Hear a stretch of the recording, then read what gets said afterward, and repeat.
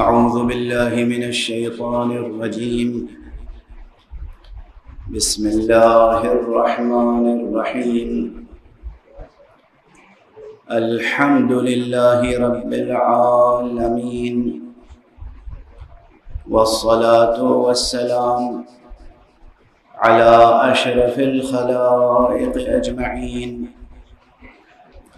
سيدنا وسيد الأولين والآخرين، حبيبنا وحبيب إله العالمين، إمام المرسلين وخاتم النبيين، أبي القاسم المصطفى محمد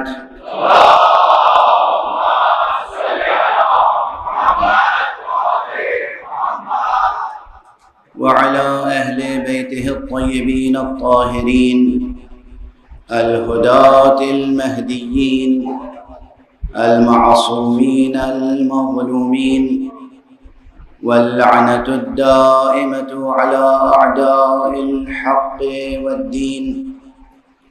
أما بعد، فقد قال الله تعالى عز اسمه في محكم كتابه ومتقن خطابه: بسم الله الرحمن الرحيم. الله نور السماوات والأرض، مثل نوره كمشكاة فيها مصباح، المصباح في زجاجة، الزجاجة كأنها كوكب دري يوقد من شجرة مباركة زيتونة لا شرقية ولا غربية، يكاد زيتها يضيء ولو لم تمسسه نار، نور على نور. صدق الله العلي العظيم.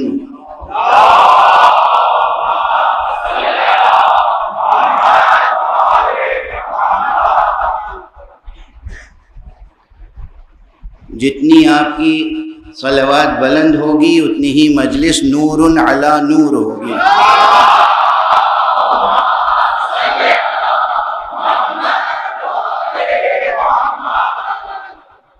خدا کی قسم یہ صلوات بھی ایک زندہ سرچشمہ نور ہے. یہ صلوات زمزم نور ہے، یہ صلوات کوثر نور ہے. زمین پر ہو تو زمزم ہے، عرش پر ہو تو کوثر ہے. صلوات پڑھ دیجئے محمد والی.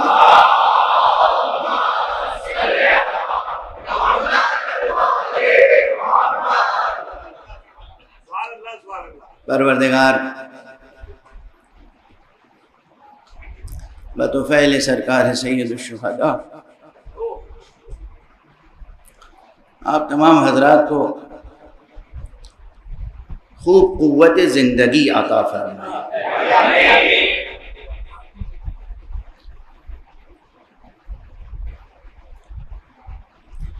آقا حسین کا واسطہ دے کر خدا سے قوت زندگی طلب کیا کیجیے، چاہے حالات کیسے ہی ہوں.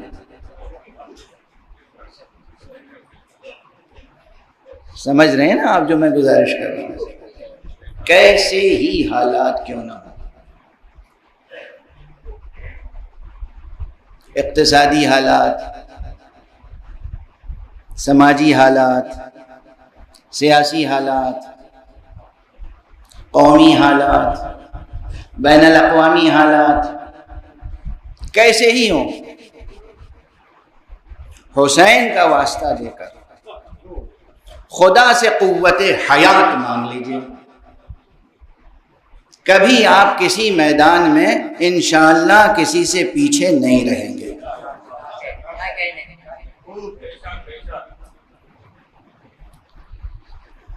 آج بچوں نے، حسینی جوانوں نے ایک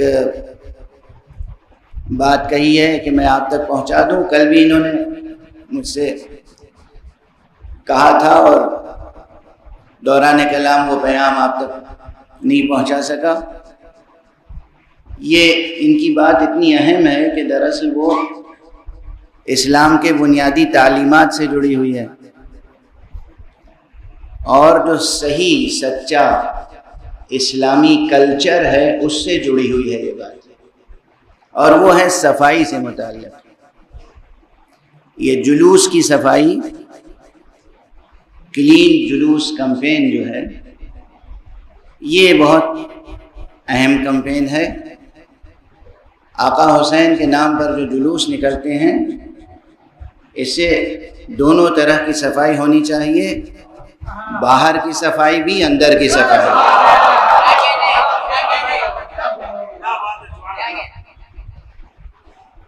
ایک حسینی مسلمان کو ایسا ہونا چاہیے کہ جس راستے سے گزر جائے دیر تک لوگ محسوس کریں ادھر سے کوئی گزرا۔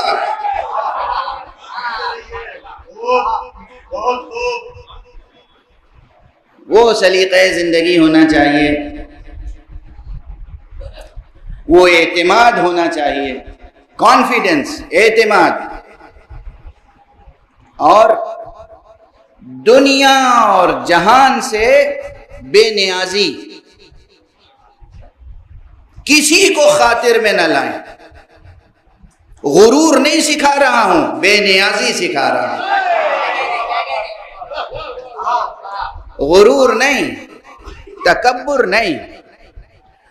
تکبر مرض ہے، غرور بیماری ہے، تکبر گناہ ہے، غرور جہالت ہے، لیکن بے نیازی اس بے نیاز معبود کے بندوں کی خاص ادا ہے۔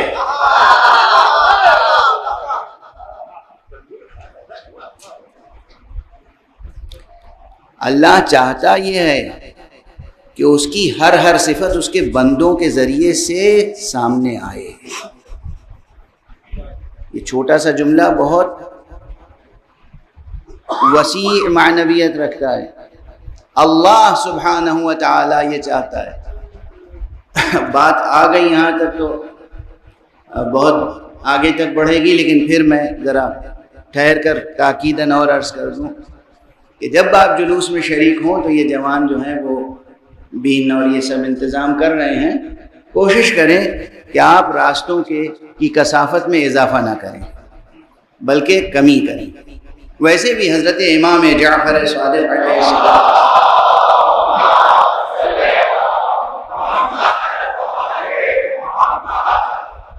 کی ایک حدیث ہے، اور کیا لطیف حدیث ہے، اس میں آپ نے توجہ سے سنیے گا اور یاد رکھیے گا، یعنی ایسا یاد رکھیے گا کہ پھر مجھے دوبارہ دہرانے کا موقع نہ ملے، اور اگر دہراؤں تو آپ کہہ دیجئے گا آپ پہلے پڑھ چکے ہیں اور ہمیں یاد ہے۔ ویسے بھی میری کوشش یہ ہوتی ہے کہ مطالب کو دوبارہ عرض نہ کروں، لیکن کچھ آپ کے حافظے اور آپ کے رویے پر بھی منحصر ہوتا ہے کہ اگر سبق بھلا دیں گے تو دہرانا پڑے گا۔ یہ سبق کا لفظ بھی میں کسی اس خوشگمانی میں نہیں کہہ رہا ہوں کہ میں معلم ہوں اور آپ طالب علم، میں تو اس یقین کے ساتھ کہہ رہا ہوں کہ ہم اور آپ سب طالب علم ہیں، جس مکتب کے، جس مدرسے کے، جس درسگاہ کے، جس تربیت گاہ کے، اس کے اسباق ہیں، یہ اس کے لیسنس ہیں، یہ اس کے سبق ہیں۔ بہرحال یہ حدیث بہت لطیف ہے۔ آپ حضرات نے ارکان اسلامی میں، عملی ارکان میں، نماز کے بعد سب سے زیادہ لفظ سنا ہوگا زکوٰۃ کا۔ قرآن مجید میں بھی نماز کے بعد زکوٰۃ کا تذکرہ بار بار ہوا ہے، اور یہ دو عملی اعتبار سے دین اسلامی، شریعت اسلامیہ اور اسلامی تہذیب اور اسلامی کلچر اور سچے مسلم کلچر کے ارکان ہیں، ارکان، ستون ہیں۔ ایک ستون پر روحانی آسمان ٹکا ہوا ہے، دوسرے ستون پر مادی، زکوٰۃ اور نماز، نماز اور زکوٰۃ۔ اب عام طور پر ذہنوں میں بس ایک یا دو قسم کی زکاتیں ہیں جو فرض ہیں. فرض زکوٰۃ جو ہے وہ ہے، اور یا پھر زکوٰۃ فطرہ. ماہ مبارک رمضان کے بعد عید الفطر میں زکوٰۃ فطرہ. یہ جس حدیث کا میں تذکرہ کر رہا ہوں، ہمارے اور آپ کے چھٹے امام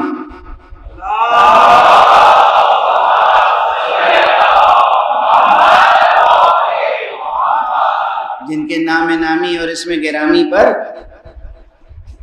آپ کے مذہب کی شناخت ہے، ہم اور آپ جعفری کہلاتے ہیں.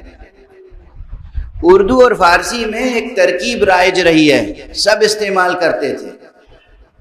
نقد پیسہ جو پہلے سکہ ہوتا تھا نا، سونے کا اور چاندی کا سکہ، اگر وہ کھرا سکہ ہو تو اسے زر جعفری کہتے تھے.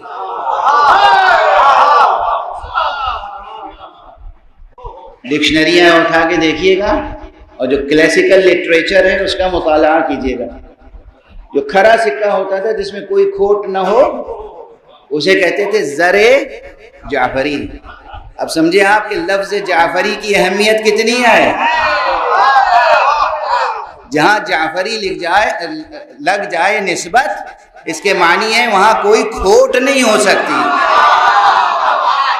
پیسے کے لیے اگر زر جعفری کہیں تو معلوم ہوگا خالص ہے، دین کے لیے کہیں تو معلوم ہوگا خالص ہے.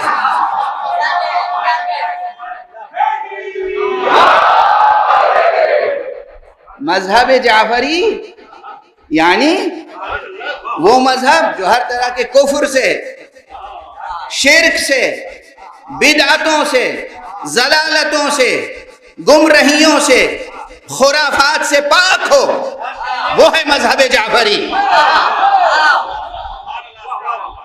اس مذہب میں کہیں مشرکانہ رسوم کی گنجائش نہیں ہے. تصور بھی کوئی نہ کرے کہ ہمارے ہاں کسی قسم کا شرک داخل ہو سکتا ہے، کیونکہ یہ مذہب کوئی اور مذہب نہیں، مذہب جعفری ہے. ایک صلوات پڑھ دیجئے محمد.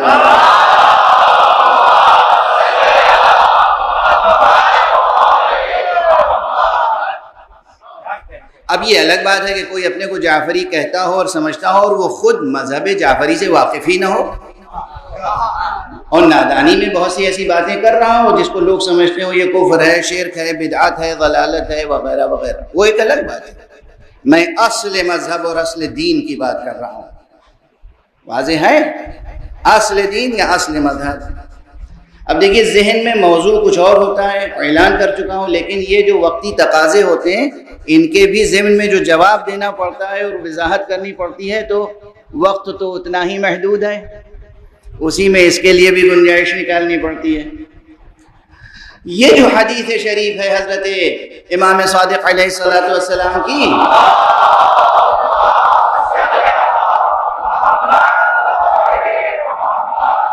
اس میں حضرت نے ایک طویل فہرست پیش کی ہے زکاتوں کی.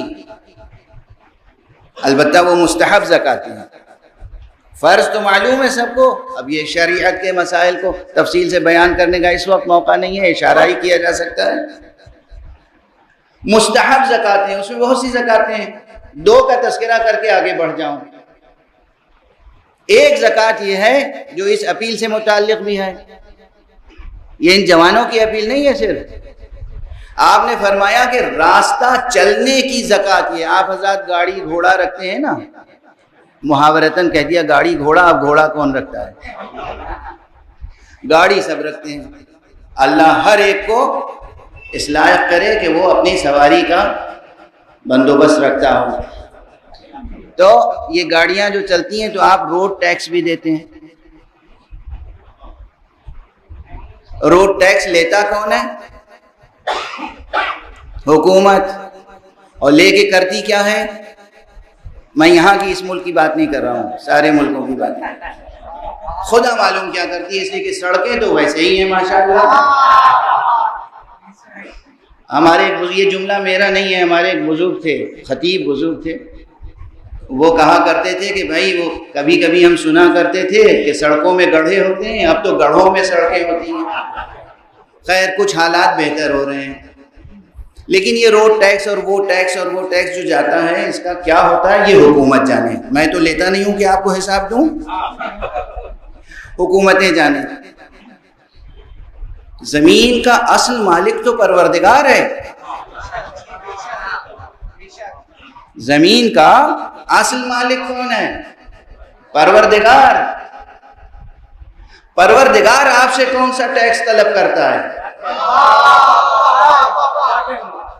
اللہ نے آپ کے قدموں کے نیچے زمین کا فرش بچھایا اور زمین میں راستے آپ کے لیے نکالے، تو اللہ سبحانہ و تعالی آپ سے کون سا ٹیکس لیتا ہے، کیا طلب کرتا ہے؟ امام نے فرمایا ہے چھوٹا سا پیغام ہے مگر یاد رکھیے اور اپنے ابنائے وطن تک پہنچائیے کہ دیکھو ہمارے مذہب میں، ہمارے دین میں، ہمارے رہبر نے ہمیں کیا سکھایا ہے۔ امام نے فرمایا راستہ چلنے کی زکوٰۃ یہ ہے کہ جب تم چلو تو دوسروں کے لیے جو راستے میں روڑے ہیں انہیں ہٹاتے جاؤ۔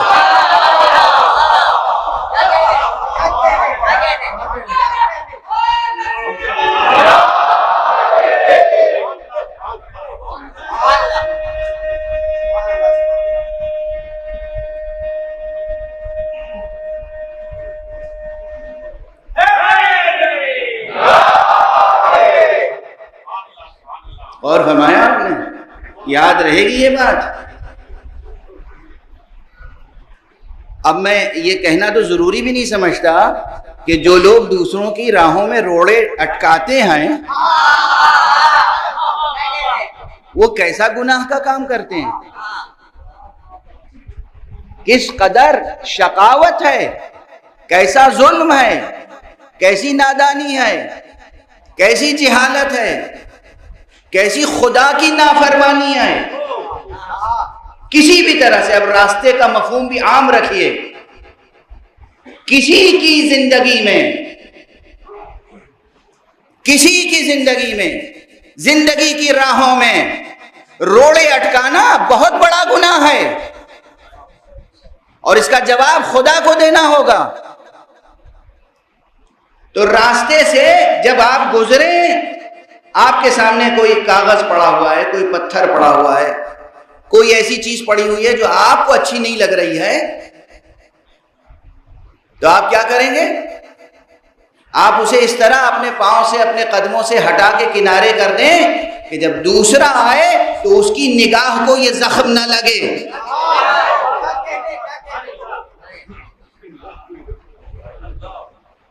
یہ تو نہیں کہ جو ہمیں زخم لگا ہے وہ دوسرے کو بھی لگے، کوئی بھی ہو، کوئی بھی، مذہب کی بات نہیں ہے، کسی بھی محلے سے گزر رہے ہوں، یہ نہیں کہ مسلم محلے سے گزر رہے ہیں تو ہم مسلمان ہیں وہاں کا راستہ صاف رکھیں گے، جس محلے سے گزر رہے ہوں، جس راستے سے گزر رہے ہوں، انسانی معاشرے کو اور انسانوں کے قدموں تلے موجود اس زمین کو صاف ستھرا اور پاک و پاکیزہ رکھنا ہر ایک کا اسلامی فرض ہے۔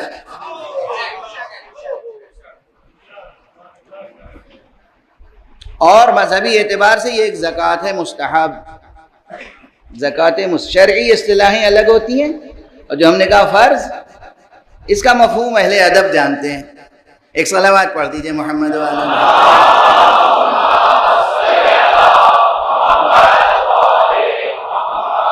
بہرحال اس کا لحاظ فرمائیے، جلوس اعضاء میں بطور خاص اور عام زندگی میں، یہ نہیں کہ 10 دنوں کی بات ہے، سال کے 365 دن آپ کو یہ سبق امام صادق کا یاد رہنا چاہیے۔ امام نے فرمایا ہے، اچھا کسی ایک بات کو بھی اگر آپ اپنی زندگی میں گرہ میں باندھ لیں، کسی معصوم کی کوئی ایک بات بھی، آزما کے دیکھیے گا، کسی معصوم کی کوئی ایک بات بھی آپ گرہ میں باندھ لیں، اس پہ پابند ہو جائیں، کاربند ہو جائیں، آپ دیکھیں گے کہ وہ جیسے ایک سرچشمہ نور ہو جائے گی وہ بات، اور دھیرے دھیرے دھیرے دھیرے پوری زندگی روشن ہوتی چلی جائے گی، پوری زندگی۔ گفتگو کو آگے بڑھا دوں کہ قرآن مجید کی جس آیت کی تلاوت کر رہا ہوں ابھی تو اس کا ترجمہ کرنے کی بھی سعادت حاصل نہیں کر سکا، لیکن اس کا ایک سبب ہے۔ سبب یہ ہے کہ کبھی کبھی میں آیت کو ذہن میں محفوظ رکھتا ہوں اور قلب پہ نقش رکھتا ہوں، لفظوں میں ترجمہ نہیں کرتا، لیکن جو پورا بیان ہے وہ اسی آیت کی تجلی میں ہوتا ہے، اور جب ضرورت محسوس کرتا ہوں تو ترجمہ کر دیتا ہوں۔ اچھا، یہ آیت قرآن مجید کی ایسی مشہور آیت ہے کہ آپ میں سے اکثر حضرات کو یاد بھی ہوگی، اور اکثر حضرات اس کے ترجمے سے بھی واقف ہوں گے۔ آیہ نور، سورہ نور کا دھڑکتا ہوا دل، آیت نور، اللہ نور السماوات والارض، اللہ ہے آسمانوں اور زمینوں کا نور۔ مثل نورہ کمشکاۃ فیہا مصباح، المصباح فی زجاجۃ، الزجاجۃ کأنہا کوکب دری۔ خدا کی قسم دامن وقت میں گنجائش نہیں ہے کہ میں اس آیت کے تمام محاسن کی تشریح کے ساتھ ساتھ اس کی ترجمانی کر سکوں، لیکن جس قدر ممکن ہوگا عرض کروں گا، اور یہ بغیر کسی مزید تمہید کے پہلے ہی عرض کر دوں، ہم صرف اہل تفسیر نہیں ہیں، ہم تو اہل تعویل ہیں۔ یاد ہے نا یہ جملہ؟ ہم صرف اہل تفسیر نہیں ہیں، ہم اہل تعویل ہیں۔ اور تعویل کیا ہے؟ قرآن مجید کا باطن۔ باطن کیا ہے؟ اس آیت نور میں جس طاق کا ذکر ہے، جس چراغ کا ذکر ہے، جس فانوس کا ذکر ہے، جس شجرے کا ذکر ہے، ہمیں تلاش کرنا ہوگا نا کہ وہ طاق ہے فی بیوتن کس گھر میں ہے، کن گھرانوں میں ہے، کس دیوار میں ہے وہ طاق، اس کی ظاہری تفسیر کیا ہے اور باطنی تفسیر کیا ہے۔ تو یہ یاد رکھیے کہ خدا کی قسم، قرآن کی قسم، قرآن کے ایک ایک حرف کی قسم، خطیب قرآن محمد مصطفیٰ صلی اللہ علیہ وآلہ وسلم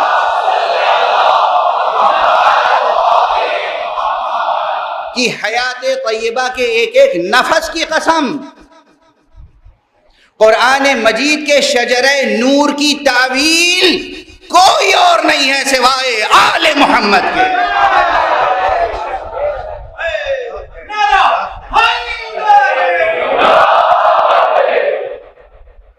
یہ ذہنوں میں رہے۔ لیکن یہاں کل ہمارے ایک عزیز نے سوال کیا تھا، اور میں نے وعدہ کیا تھا کہ میں اسے ممبر سے جواب بھی دوں گا انشاءاللہ، کیونکہ یہ مسئلہ مبتلا بہ ہے۔ مبتلا بہ اس مسئلے کو کہتے ہیں جس میں زیادہ تر لوگ اس مسئلے میں مبتلا ہوتے ہوں، یعنی انہیں یہ مسئلہ درپیش ہوتا ہو۔ تو اس مسئلے کو بعض حضرات نے واقعی ایک بڑا مسئلہ بنا دیا ہے۔ کل میں نے عرض کیا تھا کہ ہماری تہذیب سچی تہذیب، ہماری ثقافت، ہماری سچی ثقافت، جعفری ثقافت، جعفری تہذیب، اسلامی تہذیب، محمدی تہذیب میں جو تہذیبی امور ہیں اس میں تلاوت قرآن مجید بھی ہے، پہلی چیز۔ اب بحثیں یہ ہوتی ہیں کہ قرآن مجید عربی میں جو لکھا ہوا ہے وہ پڑھ لیں ہم، کافی ہے، یا ترجمے کے ساتھ پڑھیں، یا صرف ترجمہ ہی پڑھیں اصل نہ پڑھیں، یہ بحثیں ہوتی ہیں۔ اب میں نام نہیں لوں گا شہر کا اور شخص کا، مجھ سے جو ایک گویا کہ بہت زبردست مناظرہ ہوا اس مسئلے پر کہ بتائیے قرآن مجید، میں عموماً ممبر سے تاکید کرتا ہوں بچوں کو، جوانوں کو، کہ قرآن مجید کی تلاوت ضرور ہونی چاہیے، روز ہونی چاہیے۔ اور یہ تو بس یہ دنیا چونکہ دار غفلت ہے تو یہاں اس لیے بار بار ذکر کرنے اور یاد دہانی کرنے کی ضرورت پیش آتی ہے، ورنہ وہ قوم، وہ ملت، وہ جوان جو برابر یہ سنتے رہتے ہیں کہ اس کے مولا نے نو کے نیزہ پہ بھی قرآن کی تلاوت کی ہو، کیا اس سے یہ کہنے کی ضرورت ہے کہ قرآن مجید کی تلاوت کیا کرو؟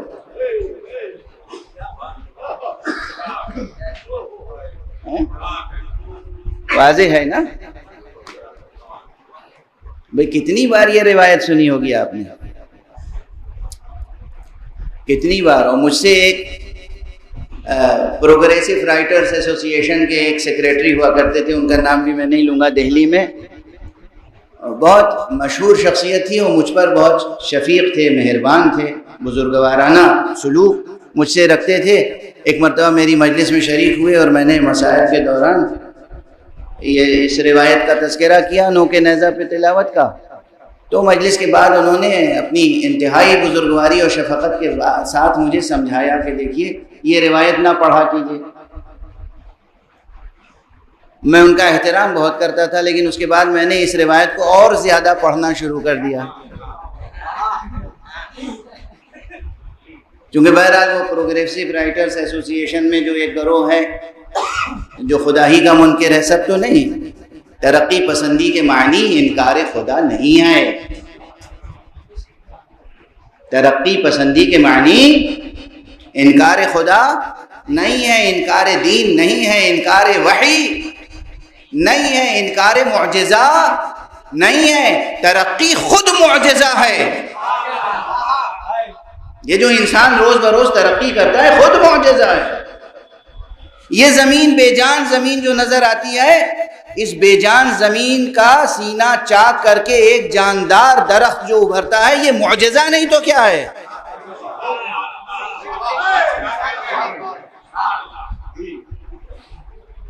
یہ جو پورا ارتقائی سلسلہ ہے کائنات میں، جس سے آپ روزانہ دیکھتے ہیں، جسے آپ روزانہ دیکھتے ہیں، اور جو نظام آپ کے مشاہدے میں ہے، تو چونکہ روزانہ دیکھتے ہیں، چونکہ آپ کے مشاہدے میں ہے، چونکہ آپ کی دسترس میں ہے، اس لیے آپ اس سے مانوس ہو گئے ہیں، تو اس میں جو حیرت انگیز پہلو ہیں آپ کی آنکھیں اسے دیکھنے کی عادی ہو گئی ہیں، تو اس کے اعجاز کا پہلو محسوس نہیں کرتے۔ ورنہ تو شب و روز خدا معجزے دکھا رہا ہے۔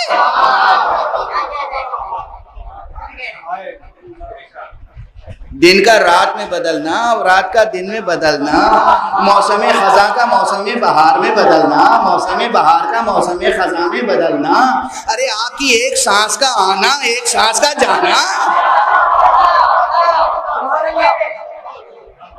ارے ایک سانس،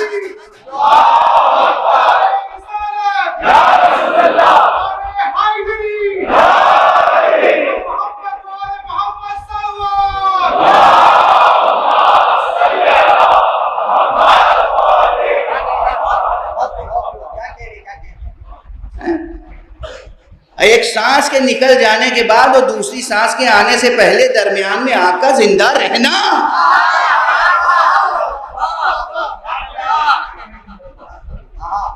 کتنے معجزے گناؤں۔ اسی لیے قرآن مجید میں بار بار آیات الہیہ کی طرف اشارہ کیا گیا ہے کہ دیکھو یہ زمین آیت الہی ہے، یہ آسمان آیت الہی ہے، یہ چاند سورج ستارے یہ آیات الہیہ میں ہیں، رات آیت الہی ہے، دن آیت الہی ہے۔ دنوں میں سب سے بڑا دن وہ آیت الہی ہے جسے اللہ نے الیوم کہا ہے۔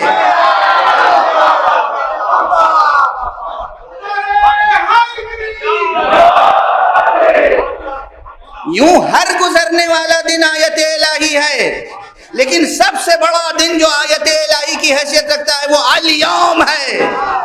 یوں ہر گزرنے والی رات آیت الہیہ ہے، مگر سب سے بڑی رات وہ ہے جسے لیلۃ القدر کہا گیا ہے۔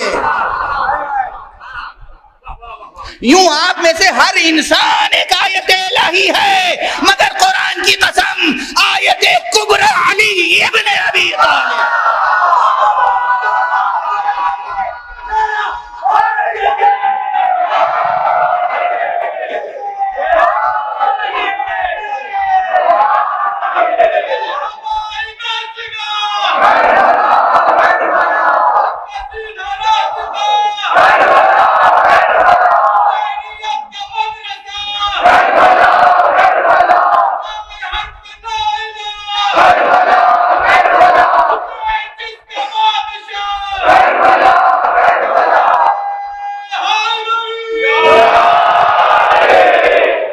جزاکم اللہ۔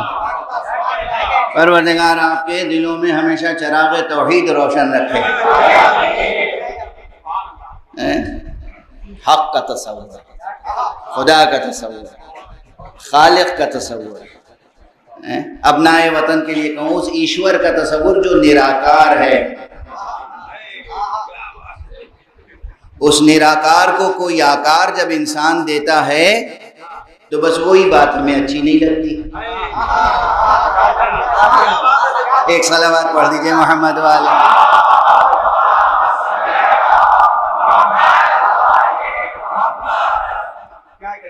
وہ ایشور، وہ نراکار ہے، اس کی کوئی شکل صورت نہیں ہے، کوئی شکل و صورت ہمارے ذہن میں نہیں آ سکتی، مگر اس کے ہونے کی نشانیاں بکھری ہوئی ہیں۔ ہر لمحہ اور ہر ذرہ اس کے وجود کی گواہی دیتا ہے، ہر ذرہ اور ہر لمحہ اس کے وجود کی گواہی دیتا ہے۔ اب ایک بات یاد آ رہی ہے بے ساختہ درمیان میں، تو عرض کر دوں تاکہ آپ کے ذوق کی بھی کچھ تسکین ہوتی رہے اور بات بھی آگے بڑھتی رہے۔ ایک صاحب ہوتے تھے سوامی اگنیویش صاحب، بہت مشہور تھے، اور کئی مرتبہ ان سے ملاقات ہوئی، ہمارے ادارے میں بھی تشریف لائے، کبھی ہم ان کے جلسے میں گئے، اور بہرحال وہ پبلک کے لیے اچھے پیغامات دیتے رہتے تھے، مگر ان کی ایک بات یہ تھی، ایک صلوات پڑھ دیجیے محمد۔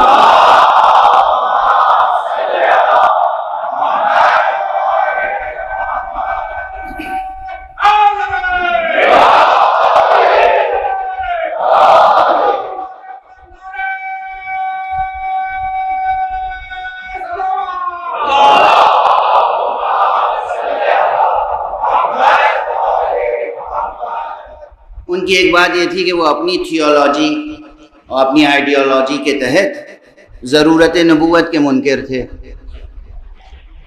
وہ اکثر ایسی بات کہتے تھے جو بہرحال مجھے اچھی نہیں لگتی تھی، اور کسی بھی ایسے معتقد نبوت کو اچھی نہیں لگے گی۔ وہ کہتے تھے کہ مسلمانوں تم کہتے ہو کہ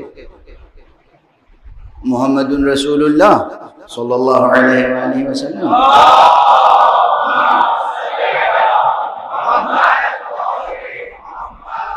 اور میں تو وہ ہوں جو کہتا ہوں ذرہ ذرہ رسول اللہ۔ اب یہ ایک بڑی سنگین بحث ہے، یہ تھیولوجی میں اور علم کلام میں، یعنی جس علم میں اصول دین کی بحثیں ہوتی ہیں، ریسرچ ہوتی ہے اصول دین پر، اسے کہتے ہیں علم کلام۔ بعض حضرات سمجھتے ہیں علم کلام اسے کہتے ہیں جس میں شاعری اور ادب سے متعلق بحثیں ہوتی ہیں، نہیں، علم کلام اسے نہیں کہتے۔ اسلامی علوم میں جو علم کلام ہے وہ مخصوص ہو گیا ہے یہ ٹائٹل، یہ عنوان اس علم کے لیے جس میں اصول دین کے بارے میں بحثیں ہوتی ہیں، یعنی توحید، خدا کے وجود پر دلیلیں، اس کی یکتائی پر دلیلیں، اور اس کے نراکار ہونے پر دلیلیں، اور نبوت، امامت، آخرت، قیامت، اس پہ جہاں بحثیں ہوتی ہیں اسے کہتے ہیں علم کلام۔ تو انگریزی میں اس کے لیے ایک لفظ اسکولاسٹسزم بھی ہے۔ تو اسکولاسٹسزم ہو یا تھیولوجی ہو، یا آپ جنرل کہہ لیں کہ ریلیجس آئیڈیالوجی ہو، تو ان کی آئیڈیالوجی میں نبوت کا تصور نہیں ہے، مگر ہمارے یہاں ہے اور بہت سے آسمانی دینوں میں ہے۔ تو میں نے ایک مرتبہ ان سے جواباً عرض کیا کہ آپ یہ بات کہتے ضرور ہیں، مگر اگر ذرہ ذرہ رسول اللہ ہے، اچھا وہ کس پرسپیکٹیو میں کہتے تھے؟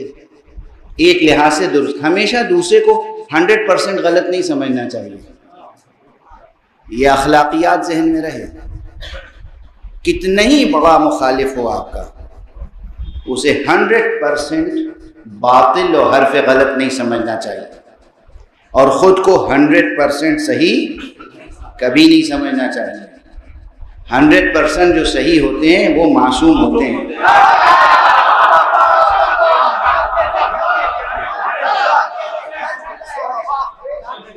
تو یہ اخلاقیات، یہ ایتھکس، یہ مورل رکھنا چاہیے.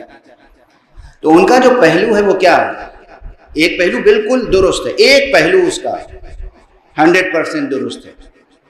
پورے نظریے کو نہیں کہہ رہا ہوں، اس نظریے کا ایک پہلو، ایک رخ 100% درست. کیا؟ ہر شے گواہی دیتی ہے خدا کے وجود پر. ٹھیک ہے نا؟ ہر شے گواہی دیتی ہے خدا کے وجود پر. آپ کسی صحرا میں چلے جا رہے ہیں، ایک ریت کا ذرہ اٹھا کے ہتھیلی پہ دیکھیں غور سے، اور بس یہ سوچ لیں کہ یہ آیا کہاں سے.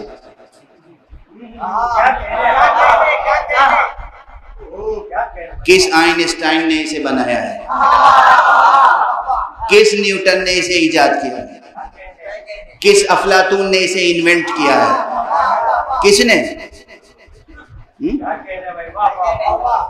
یہ ذرہ گواہی دے گا کہ نہیں کوئی افلاطون اور سقراط اور کوئی آئنسٹائن اور نیوٹن نہیں، ہمارا خالق اللہ ہے. اسی لیے عربی، اب یہ مضمون بہت عام ہے، بہت اردو کے شعراء نے، فارسی کے شعراء، دنیا بھر کے شعراء نے بہت کچھ کہا ہے، لیکن عربی کے 2 مصرے بہت مشہور ہیں جو ہم لوگوں کو بچپن سے تعلیم کے زمانے سے اب تک یاد ہیں کہ وفی کل شیء لہ آیۃ، وفی کل شیء لہ آیۃ تدل علی انہ واحد. ہر شے میں اللہ کی ایک نشانی موجود ہے جو دلالت کرتی ہے، جو یہ دلیل پیش کرتی ہے، یہ جو ثبوت پیش کرتی ہے کہ وہ بس ایک ہے. غور فرمائیں آپ. خدا کی قسم آپ کسی بھی مندر میں چلے جائیں، وہاں جو بت سجے ہوئے ہیں ان بتوں کی زبان اگر آپ سمجھتے ہوں تو وہ اپنی زبان بے زبانی سے کہیں گے کہ ایشور ہم نہیں ہیں، وہ ایک ہے اور نراکار ہے.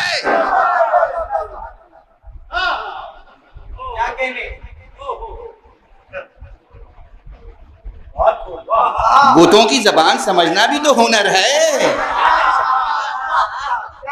یہ شعراء بیٹھے ہوئے ہیں غزلوں میں بتوں سے عشق کا تذکرہ خوب کرتے ہیں، مگر بتوں کی زبان سمجھنا بھی تو ہنر ہے. ہر ذرہ، ہر پتھر، ہر شجر، ہر درخت، ہر شے کائنات کی گواہی دیتی ہے کہ وہ ایک ہے. تو جب گواہی دے دی ہر شے نے کہ وہ ایک ہے تو پھر نبوت کی ضرورت کیا رہ گئی؟ ٹھیک ہے نا؟ یہ ہے ان کا ایک آرگومنٹ. تو کسی حد تک ایک وزن تو ہے اس میں، مگر میں دستے ادب جوڑ کے عرض کرتا ہوں کہ صرف جو اللہ نبی بھیجتا ہے اس میں صرف یہ مسئلہ نہیں کہ وہ اپنے کو منوانے کے لیے بھیجتا ہے، وہ تو غنی علی الاطلاق ہے. اللہ خود کو منوانے کے لیے نبی نہیں بھیجتا، ہلاکت سے انسان کو بچانے کے لیے نبی بھیجتا.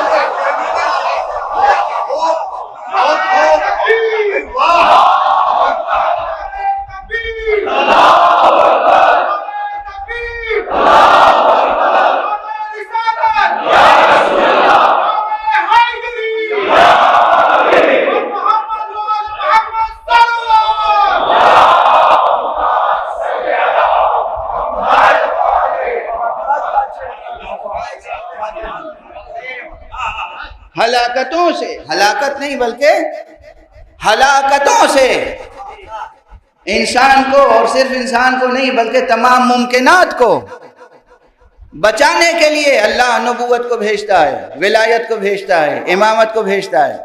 اور بہت سی چیزیں ہیں جو نبی کے بغیر حل نہیں ہوتی. صرف خدا کی بات تھوڑی ہے. مثلاً اب یہ 2 مصرے جو ہیں اس میں بھی ایک نقطہ ہے، آپ تک پہنچ جائے گا کہ بے نبوت راز یہ کھلتا زمین پر کس طرح. بے نبوت راز یہ کھلتا زمین پر کس طرح، نام حیدر نقش ہے عرش بری پر کس طرح.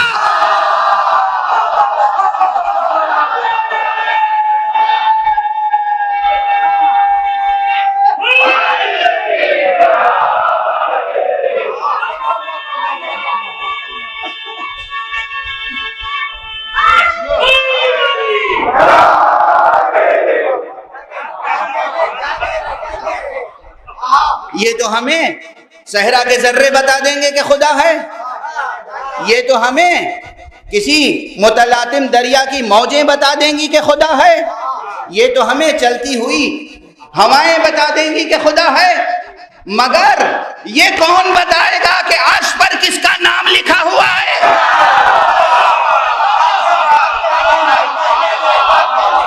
ایک صلوات پڑھ دیجئے محمد و آلہ محمد۔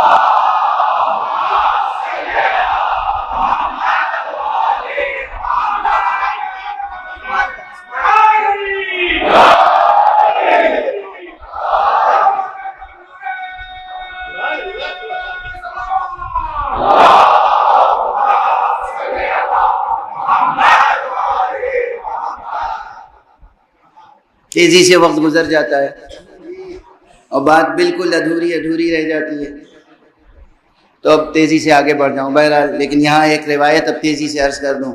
ہم جو کلمہ پڑھتے ہیں عموماً وہ توحید کے بعد نبوت کا کلمہ ہے، اور نبوت کے بعد ولایت کا کلمہ ہے، امامت کا کلمہ ہے۔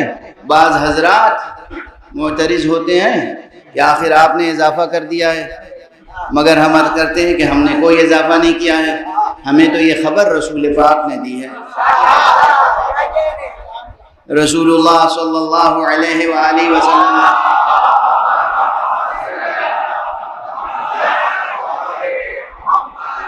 جس رسول نے کہا قولوا لا الہ الا اللہ تفلحوا، لا الہ الا اللہ کہو فلاح پا جاؤ گے، اسی رسول نے کہا کہ دیکھو جب ہم معراج پر گئے تھے تو ہم نے عرش پر دیکھا کہ لا الہ الا اللہ لکھا ہے، اس کے نیچے محمد الرسول اللہ لکھا ہے، اس کے نیچے علی ولی اللہ لکھا ہے۔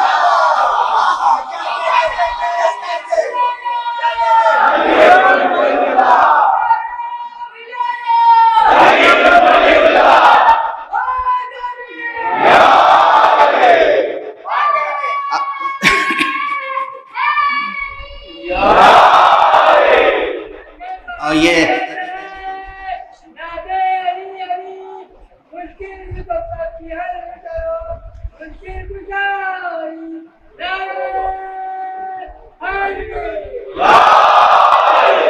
جزاکم اللہ، وقت تیزی سے گزر رہا ہے اور بات سے بات نکلتی چلی جا رہی ہے، مگر بہرحال تو یہ درمیان میں بات آ گئی کہ نبوت کی اپنی ضرورت ہے، بہت سے مسائل ہیں جو بغیر نبوت کے حل نہیں ہو سکتے۔ یہ درمیان میں بالکل بات آ گئی تھی تو میں نے عرض کر دی، لیکن تیزی سے میں اس سوال کا جواب دے دوں کہ ہم ہیں اہل تعویل، ہم ہیں اہل تعویل۔ اب قرآن مجید میں تعویل تک پہنچنے سے پہلے تفسیر کی بات آتی ہے، اور تفسیر سے پہلے ترجمے کی بات آتی ہے، اور پھر یہ لوگوں میں اختلاف ہوتا ہے کہ صاحب آپ صرف قرآن مجید پڑھنے کا ثواب بیان کر دیتے ہیں، اور اتنا ثواب بیان کر دیتے ہیں کہ بس لوگ قرآن مجید فر پڑھ لیتے ہیں، معنی و مطلب کی طرف توجہ ہی نہیں ہوتی، اور اس لیے یہ مناسب طریقہ نہیں ہے۔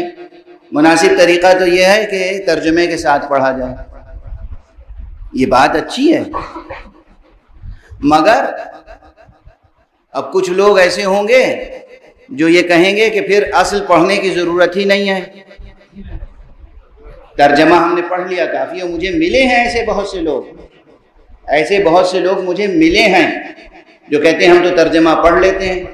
دست ادب جوڑ کے عرض کر رہا ہوں، بہت سے جواب، یہ تفصیلی مسئلہ ہے، اس پر سیمینار ہونا چاہیے، علوم القرآن پر، قرآن کی تلاوت کی شان پر، قرآن کے ترجموں پر، قرآن کی ترجمانیوں پر، قرآن کی تفسیروں پر، تفسیر و تعویل کے مسائل پر علمی سیمینارز کا کلچر پیدا کیجئے۔ ان مجلسوں کی اپنی ایک اہمیت ہے، ان مجلسوں کی اپنی ایک عظمت ہے، ان مجلسوں کی اپنی ایک روحانیت اور نورانیت ہے۔ یہ مجلسیں برقرار رہیں اور فروغ پائیں، لیکن مجلسوں کے انوار کے سائے میں ایسی علمی نشستیں، ایسے علمی پروگرامز، ایسے سیمینارز ہونے چاہیے جس میں مخصوص ٹاپکس پر اسکالرز پڑھیں، اور پھر جن حضرات کے ذہنوں میں سوالات ہیں، شبہے ہیں، ڈاؤٹس ہیں، کوئسچنز ہیں، وہ اپنے سوالات اور شکوک و شبہات ظاہر کریں، بیان کریں، اور آنے والا اسکالر اس کا جواب دے، اور ایک انٹر ایکٹیو سیشن ہو۔ اس کی ضرورت ہے، یہ کلچر ڈیولپ کریں. میں شاید پہلے کہہ چکا ہوں پھر عرض کر رہا ہوں، سوالات کا گلا نہ گھونٹیں. سوالات بازار میں نہیں بکتے، سوالات تو لطف خدا سے پیدا ہوتے ہیں دل و دماغ میں. تاکہ سوال پیدا ہوگا جتنا اتنا ہی انسان اس منبر کی طرف جائے گا جہاں سے سلونی سلونی سلونی.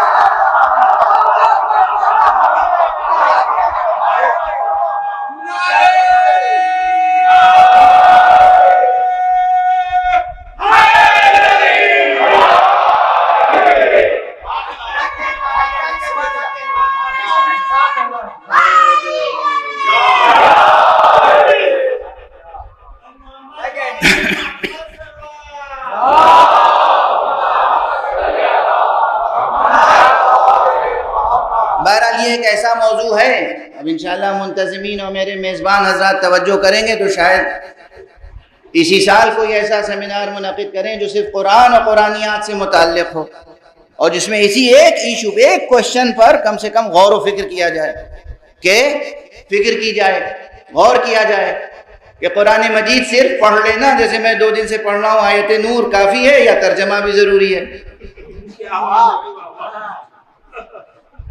اور ترجمہ ہی کافی ہے یا ترجمانی ضروری ہے؟ ترجمے اور ترجمانی میں کیا فرق ہے؟ اور بھی تفسیر کی جائے، تفسیر کافی ہے یا تعویل بھی ضروری ہے؟ ترجمے میں، ترجمانی میں، تفسیر میں، تعویل میں کتنا فرق ہے؟ اور صرف پڑھ لینا کافی ہے یا نہیں؟ عام زندگی میں روزانہ جو آپ حضرات پڑھتے ہیں، یہ روزانہ پڑھیے گا، بھولیے گا نہیں. جو حضرات نہیں پڑھتے ہیں سمجھتے ہیں ترجمہ پڑھنا کافی ہے، درست نہیں ہے. ایک بات عرض کروں، اگر سب صرف ترجمہ پڑھنے کے عادی ہو جائیں تو خدا نخواستہ ایک ایسا معاشرہ وجود میں آ جائے گا جو اصل متن سے، اوریجنل ٹیکسٹ سے کٹ کے رہ جائے گا.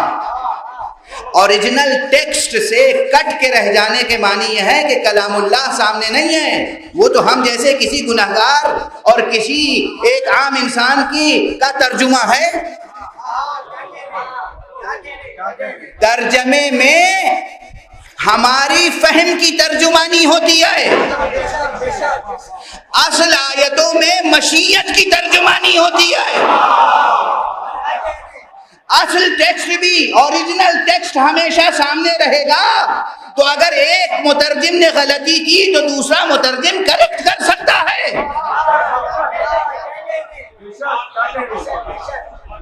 ورنہ معلوم ہوا کہ ساری امت نے مل کے اجماع کر لیا کہ فلاں صاحب امام المفسرین ہیں، وہ بہت بڑے ادیب تھے، عربی زبان کے جاننے والے تھے، انہوں نے بہت عمدہ ترجمہ کر دیا، بس کافی ہے، قرآن پڑھنے کی ضرورت ہی نہیں ہے، یہی ترجمہ پڑھتے رہیے اور اسی سے سبق حاصل کرتے رہیے. خدا سے کٹ کے رہ جائیں گے. آپ تو اس بندے کے کلام پر بھروسہ کر رہے ہیں نا جس کو آپ نے سمجھ لیا امام المفسرین. اس لیے اوریجنل ٹیکسٹ روزانہ پڑھیں. اور یہ بھی ایک راز ہے جو آپ کی نماز میں کہا گیا کہ ہر نماز میں سورہ حمد ضرور پڑھو. ترجمہ نہیں، سورہ حمد. سورہ حمد کے بعد ایک سورہ نماز میں اوریجنل پڑھنا واجب ہے، ترجمے سے کام نہیں چلے گا، تاکہ تمہارا تعلق براہ راست خدا اور اس کے کلام سے برقرار رہے. ہاں، اصول سے لے کر فروع تک، اصول سے لے کر فروع تک، فلسفے اور حکمت سے لے کر اخلاقیات تک اور عملی زندگی تک، عبادات سے لے کر معاملات تک غور و فکر کرنا ضروری ہے. ترجمہ، ترجمانی، تفسیر، تعویل سب ضروری ہے.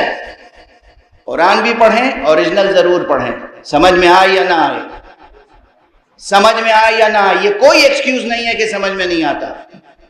اس کا جواب بھی، وقت بہت تیزی سے گزر گیا لیکن اس کا جواب بھی دے کر آگے بڑھوں. صاحب آخر سمجھ میں نہیں آتا تو پڑھنے سے فائدہ کیا ہے؟ یہ سحر کے وقت جو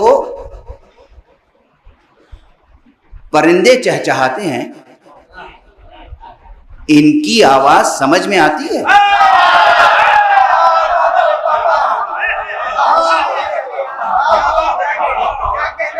مرغ سحر جو اذان دیتا ہے، اس کی اذان کا ترجمہ جانتے ہیں آپ؟ آبشار، جو قدرتی آبشار ہیں، جو جھرنا گرتا ہے قدرتی، اس کا جو نغمہ ہے، اس کا ترجمہ آتا ہے آپ کو؟ نسیم و صبا کے جھونکے جب چلتے ہیں اور پھولوں کے ساتھ اٹکھیلیاں کرتے ہیں تو ان کا ترنم آپ کی سمجھ میں آتا ہے؟ کلی جب چٹکتی ہے تو کیا کہتی ہے ترجمہ معلوم ہے آپ کو؟ مگر یہ سب آپ کے نفس پر، ذہن پر، قلب پر ایک اثر ضرور ڈالتا ہے۔ چڑیوں کا چہچہانا اثر ڈالتا ہے، کلی کا چٹکنا اثر ڈالتا ہے، لیکن قرآن کی آواز کیا اثر نہیں رکھتی؟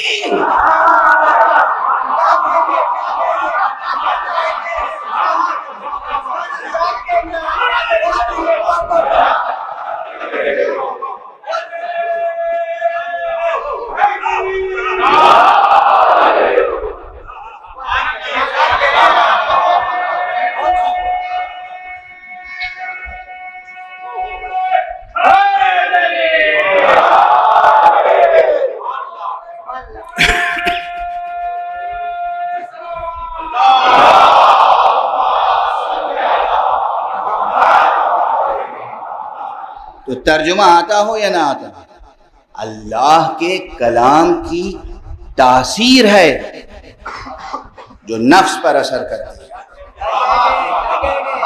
ارے میں نے ساری دنیا کی باتیں کر ڈالی آپ سے، مرغ سحر سے لے کر اور کلی کی چٹکنے تک۔ یہ آپ کا پھیپھڑا جو چلتا ہے، اس کا ترجمہ معلوم ہے آپ کو؟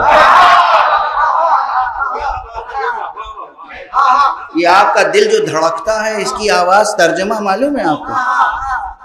آپ کے سینے میں یہ دل ہے اور مسلسل حرکت کر رہا ہے، آپ کی کچھ سمجھ میں نہیں آتا، تھوڑا بہت ڈاکٹر کی سمجھ میں آتا ہے جب آپ بیمار پڑتے ہیں، تھوڑا بہت، اس سے زیادہ نہیں۔ یہ اللہ کا کلام ہے۔ قرآن پڑھیے، پابندی سے پڑھیے، روزانہ پڑھیے، صبح و شام پڑھیے، توفیق ہو تو سحر میں پڑھیے، اور پھر توجہ کے ساتھ ادب الہی ملحوظ خاطر رکھتے ہوئے، خدا کی محبت دل میں رکھتے ہوئے، خدا پر یقین دل میں رکھتے ہوئے قرآن پڑھیے، اور پھر روزانہ تھوڑا سا وقت یا ہفتے میں 1-2 دن نکالیے اور کسی قرآن کے عالم کے پاس بیٹھیے، اور پھر اس سے ترجمہ اور ترجمانی اور اس کا میسج، اس کا پیغام سمجھنے کی کوشش کیجئے، اور پھر اپنی زندگی میں عمل کرنے کی کوشش کیجئے۔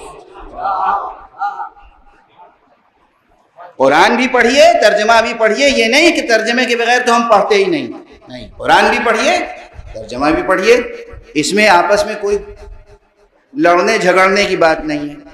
معلومات تفرقے ہو گئے، بحثیں ہو رہی ہیں، آستینیں الٹی جا رہی ہیں، آوازیں بلند ہو رہی ہیں، کیا فائدہ قرآن پڑھنے سے؟ استغفر اللہ، کیا فائدہ قرآن پڑھنے سے؟ کیا فائدہ قرآن پڑھنے سے؟ پھر عرض کروں گا، ارے کوئی خدا پر مکمل توکل کے ساتھ ایک آیت نو کے نیزہ پہ پڑھ دے تو قیامت تک اس کی تاثیر باقی رہتی۔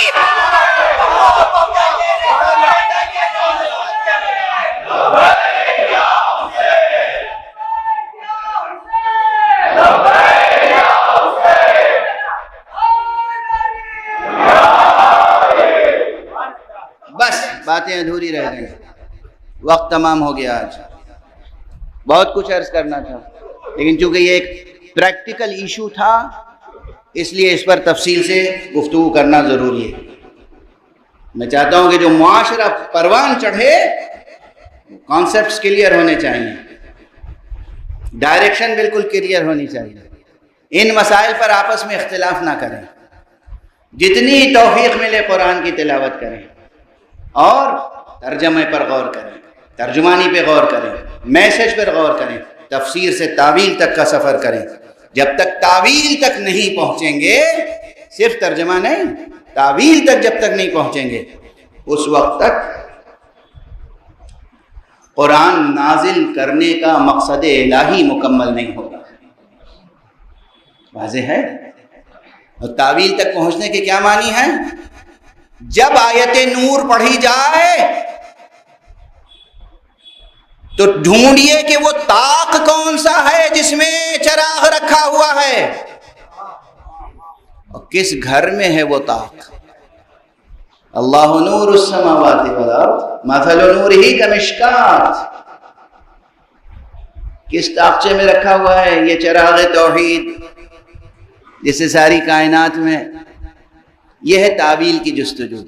تو بس تیزی سے ایک جملہ آپ کہہ دیں اور معال مجلس کی طرف آپ خود منتقل ہو جائیں گے۔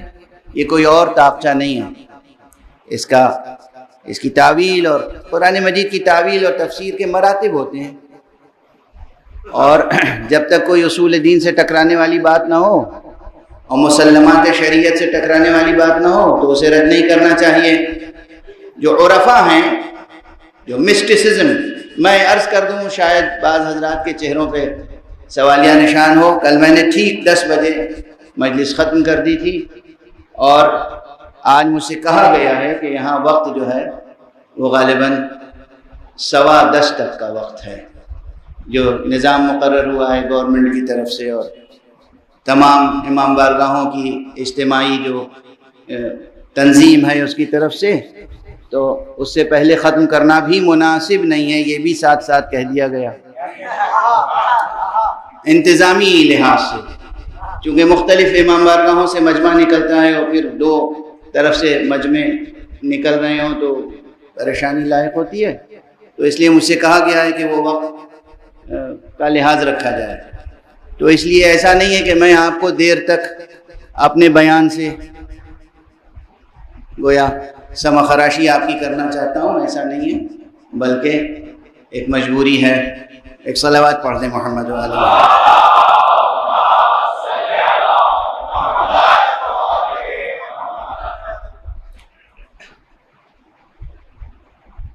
تعویل تک پہنچنا یہ لازم ہے۔ عرفاء، مسٹسزم، اسلامک مسٹسزم، حکمت، عرفان، آج کل بہت تصوف، عرفان، اس میں ایک نظریہ یہ ہے، وہ کہتا ہے کہ یہ مشکات جو ہے، یہ طاقچہ جس میں نور خدا کا چراغ ہے، یہ بھی کہیں اور نہیں ہے، یہ آپ کے سینے میں جو دل ہے، اس دل ہی میں ہے وہ طاقچہ۔ سن لیجئے، ابھی بحث بعد میں ہوگی، اور دل سے بھی مراد یہ قلب صنوبری نہیں ہے، یہ دل جو اس جسم میں خون دوڑاتا ہے، یہ دل نہیں ہے، وہ قلب انسانی، وہ سر انسانی، وہ باطن انسان، وہ روح انسان، وہ روح جو اس دل کو بھی متحرک رکھتی ہے، وہی سرچشمہ نور الہی ہے۔ ایک ریفرنس کے طور پر میں نے پاسنگ ریفرنس عرض کر دیا، یہ بھی طاق ہے، لیکن کونیاتی حقائق، الہیاتی حقائق اور عرفانی حقائق اس سے بڑھ کر جو ہیں، جو تعویل جس منزل تک ہمیں پہنچنا ہے وہ یہ ہے کہ یہ طاق کہیں اور نہیں ہے، یہ اس بیت کا طاق ہے جس کے اہل البیت کی طہارت و عصمت کی ذمہ داری خدا نے لی ہے۔ بس اب صرف 3-4 منٹ، اور جب اس بیت میں کوئی پروان چڑھتا ہے تو اسی میں یہ خدا داد صلاحیت ہوتی ہے کہ سر و گردن میں جدائی ہو جائے مگر تلاوت قرآن کا سلسلہ رکنے نہ پائے۔ یہ کوئی شاعرانہ مضمون نہیں ہے، یہ کوئی خطیبانہ مبالغہ آرائی نہیں ہے، یہ کوئی ایسی بات نہیں ہے جسے کوئی پروگریسو نظر انداز کر دے، کوئی فلسفی اس کا انکار کر دے۔ اب بحث کی گنجائش نہیں ہے کہ میں فلسفے اور حکمت کی دلیلیں قائم کروں، مگر میرے لیے یہ ایک حقیقت ہے، ایک ثابت حقیقت ہے جس کے اس بات کے لیے بہت سے اور جہاد موجود ہیں۔ کیسا بچہ تھا وہ، آخر کس لیے رسول نماز میں سجدے کو طول دیتے تھے اگر وہ بچہ پشت مبارک پہ آ جاتا تھا؟ کس لیے؟ کس لیے؟ اپنا خطبہ روک کر آگے بڑھ کے، ممبر سے اتر کے آگے بڑھ کے خود بچے کو گود میں اٹھا کے ممبر پہ واپس تشریف لاتے تھے۔ کس لیے؟ میں مجلس پڑھ رہا ہوں، میرا کوئی بچہ چھوٹا سا آ جائے، مجھے محبت تو ہے، لیکن اتنا بڑا مجمع ہے، میرے چاہنے والے ہیں، دوست ہیں، احباب ہیں، کوئی بھی اس بچے کو گود میں اٹھا لے گا، بہلا لے گا، یا اگر اسے ضد ہے کہ یہاں تک آ جائے تو وہ لا کر مجھ تک پہنچا دیں گے۔ یہ ضروری تو نہیں ہے کہ میں اتر کے جاؤں اور اسے اٹھاؤں۔ حضور کے جانثار کتنے ہوتے تھے، مگر ایک دو مرتبہ نہیں، کتنی مرتبہ یہ ہوا حضور ممبر پر خطبہ دے رہے ہیں، حسین نظر آ رہے ہیں۔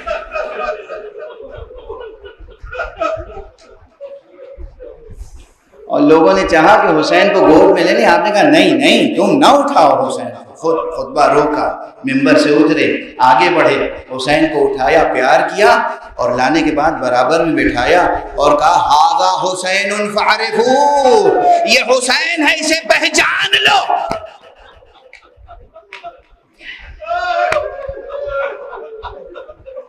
یہ حسین ہے، اسے پہچان لو۔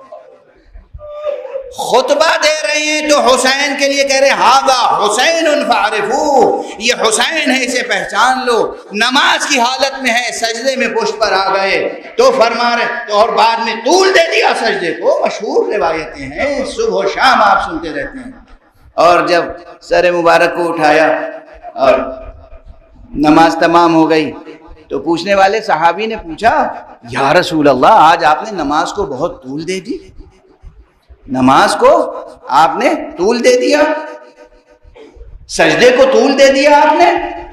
فرمایا کہ ہاں، میرا یہ بچہ، لفظ جو ہے استعمال، میرا یہ بچہ پشت پر آ گیا تھا اور میں نہیں چاہتا تھا کہ جو کام یہ کر رہا ہے وہ کام جلدی سے ختم کرا دوں۔ یہ نہیں کہا یہ کھیل رہا تھا، روایت کی ذمہ داری ہے، میں نہیں چاہتا تھا کہ میں جلدی کروں کہ یہ اپنا کام جب تک یہ اپنا کام مکمل نہ کر لے میں سر نہیں اٹھانا چاہتا تھا۔ میں کہتا ہوں کہ اس کی ترجمانی میں یوں کرتا ہوں کہ یہ حسین نہیں تھے، یہ قرآن ناطق تھا جو رحل نبوت پر بیٹھا ہوا تھا،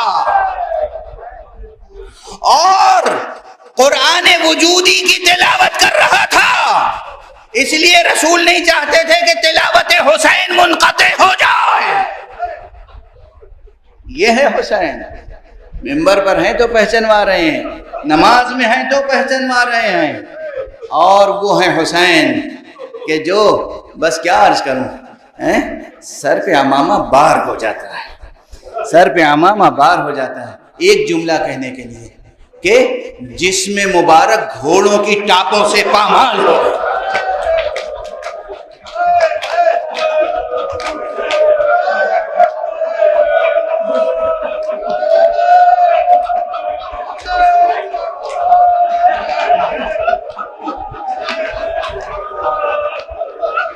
جسم مبارک گھوڑوں کی ٹاپوں سے پامال ہو گیا، پسلیاں ریزہ ریزہ ہو گئی، مگر نو کے نیزہ پر سر مبارک قرآن کی تلاوت کر رہا ہے، اور وہ بھی ان آیتوں کی جس سے تمام انسانیت قیامت تک آنے والے خدا کو پہچانے، توحید کو پہچانے، خود کو موحد بنائیں اور پیغام نبوت سے جڑے رہے، پیغام امامت سے جڑے رہے۔ اجرکم علی اللہ، اجرکم علی اللہ۔ خدا آپ کی آنکھوں کو ہمیشہ نورانی رکھے، خدا آپ کی آوازوں کو ہمیشہ غم حسین میں بلند رکھے، خدا آپ کے سینوں پہ ہمیشہ داغ ماتم حسین کو سجائے رکھے۔ یہ داغ ماتم روز محشر روشنی دیں گے۔ اور رسول کو معلوم تھا کہ قرآن مجھ پہ نازل ہوا ہے، مگر قرآن تحریف سے باقی رکھنے والا حسین ہے۔ قرآن کو تحریف سے باقی رکھنے والا حسین ہے۔ نبوت مجھ پہ ختم ہوئی ہے، مگر ختم نبوت کی حفاظت کرنے والا حسین ہے۔ نبی بھی جانتے تھے اور مشیت الہیہ میں بھی یہی تھا. اس لیے جب مدینے سے نکلنے کا وقت ہوا اور جناب سید الشہداء نانا کے مزار پہ پہنچے اور نانا کو خطاب کر کے کہا, تعویذ قبر پہ رخسار رکھا, خوب گریہ کیا, نانا مدینے سے جانا پڑ رہا ہے. نانا نے کیا کہا, بیٹا جاؤ, شاء اللہ یراک قتیلا, اللہ کی مشیت یہ ہے کہ تم اللہ کی راہ میں قتل کیے جاؤ. جب ابن عباس نے پوچھا کہ آپ جا رہے ہیں, یہ جواب دیا, کہا پھر اہل بیت کو کیوں لے جا رہے ہیں؟ کہا نانا نے یہ بھی کہا ہے, شاء اللہ ان یراہن سبایا, اللہ کی مشیت ہے کہ اہل حرام اسیر ہوں اور کربلا سے کوفے سے شام تک.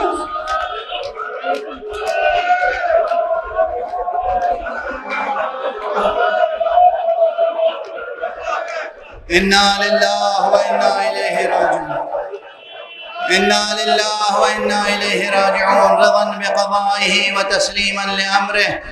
پروردگار ہمیں علوم قرآن اور معارف اہل بیت سے آشنا فرما. پروردگار ہمیں اور ملت اسلامیہ کو تہذیب محمد و آل محمد کے سانچے میں ڈھال دے. پروردگار معبود ہمارے سروں پر حضرت آیت اللہ العظمیٰ رہبر انقلاب اسلامی سید علی حسینی خامنئی کا سایہ برقرار رکھ, ان کی حفاظت فرما, تمام امت کو اس ایک رہبری پر متحد فرما دے. پروردگار ہمارے سروں پر حضرت آیت اللہ العظمیٰ سید علی حسینی سیستانی کا سایہ برقرار رکھ. پروردگار ہمیں ایسے عظیم الشان مراجع ہمارے سروں پر ہمیشہ قائم و دائم رہیں. پروردگار معبود اپنے ولی آخر کو اذن ظہور عطا فرما اور ان کے ہاتھوں سے اپنی رحمت و رافت و عدالت کا پرچم لہرا دیں. آپ حضرات سے دعا ہے, ایک بچہ ہے 7 سال کی عمر ہے, محمد باقر, اسے ایک مہلک بیماری ہو گئی ہے سرطان کی, کینسر کی. آپ سب اپنی دعاؤں میں یاد رکھیے گا, فرش اعضاء پر بھی دعا کیجیے. پروردگار اس بچے کو اور تمام مومنین و مومنات جو مریض ہیں ان کو صحت کاملہ و شفا عاجلہ.